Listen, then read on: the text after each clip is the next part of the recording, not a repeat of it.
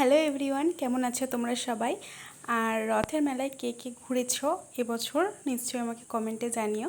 মেলা হচ্ছে একটা ইমোশন প্রত্যেকটা বাঙালির জন্য। আর আমাদের বাংলায় মানে বাঙালিদের যে কোনো অনুষ্ঠানে কিন্তু মেলাটা হয়েই থাকে। বিভিন্ন গ্রামে বিভিন্ন শহরাঞ্চলেও কিন্তু মেলাটা হয়।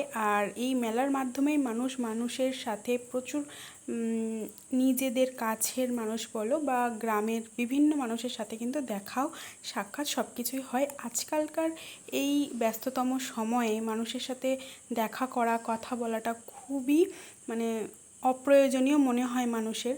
কিন্তু এই যে মেলা একমাত্র মাধ্যম যেটার মাধ্যমে অনেক পরিচিত মানুষের সাথে হঠাৎই দেখা হয়ে যায়। তো দেখো আমরাও গিয়েছিলাম সেরকম মেলাতেই। এটা হচ্ছে এই যে ব্লগটা শেয়ার করছি উল্টো রথের আগের দিনের ব্লগ। আর দেখো মেলায় গিয়ে আমরা মোটামুটি সব কিছুই এক্সপ্লোর করেছি কিছু কিছু, বাট মেলা দিয়ে সব কিছু তো আর কেনা হয় না, কিন্তু সব কিছু দেখতে বেশ কিন্তু দারুণ লাগে।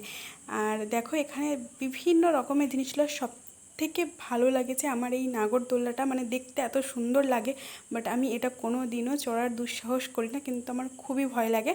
বাট ছোটোবেলায় আমি এটা চড়তাম, বাট এটা নয় যেটা কাঠের নাগরদোলা, মানে যেটা একদম অথেন্টিক, সেটাই কিন্তু ছোটোবেলায় আমি অনেকবার চড়েছি। বাট ওইটা চড়তেও আমার ভীষণই ভয় লাগতো তখন।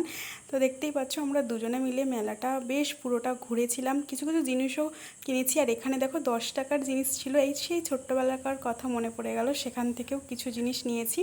আর সেই দিন মেলাতে গিয়ে হঠাৎই দেখো মায়ের সাথে দেখা হয়ে গিয়েছিল। আর মা তো তোমরা হয়তো অনেকেই জানো না, মা বাই প্রফেশনে একটা বলতে পারো ভগবানের ভোগ প্রসাদ ইত্যাদি রান্না করে। আগের বছরও এই ভোগ প্রসাদের রান্নার ভিডিও আমি কিন্তু শেয়ার করেছিলাম।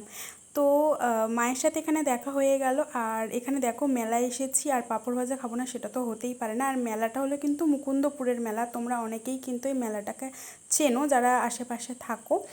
আর এই দেখো ঘুগনি, আমরা খুব একটা বাইরের কিছু খাই না, বেশি কিছু মেলা থেকে খাওয়া দাওয়া করিনি। আর এখানে দেখো মা যে খিচুড়িটা রান্না করেছিল সেটা খেতে খেতেই বাড়ি ফিরছি আজকে। তো দেখো ব্লগটা কেমন লাগলো জানিও।